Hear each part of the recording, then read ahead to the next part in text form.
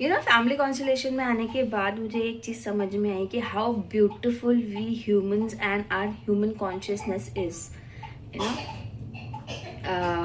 कैसे हम हमारा प्यार हमारे पेरेंट्स के प्रति, हमारे ग्रैंड पेरेंट्स के प्रति, हमारे एंसेस्टर्स के प्रति जताते हैं by taking their own pen.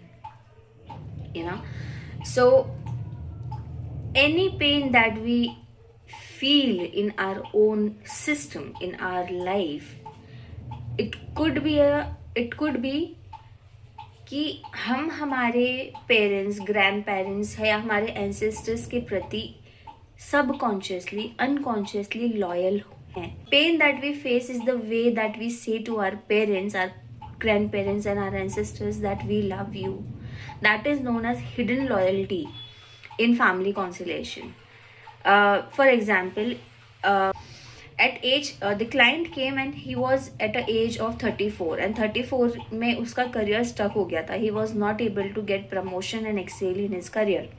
जब इसके बारे में हमने और रिसर्च किया और डिस्कस किया, तब हमारे क्लाइंट थे, क्लाइंट के फादर 34 ईयर्स, जब वो 34 ईयर्स के थे तब उनकी लाइफ में एक मेजर प्रॉब्लम आया था। वो ये कि वो अपना बिजनेस में मेजर लॉस हुआ था एंड उसके बाद उनके father was not able to establish himself as a successful business person.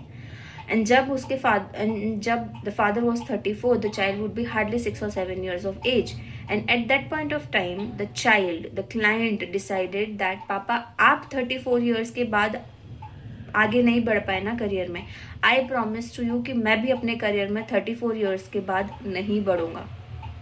That is my love for you, that is my loyalty towards you. And you know what, to be very honest, we do not need all this loyalties and love towards our parents and sisters because it is not serving us.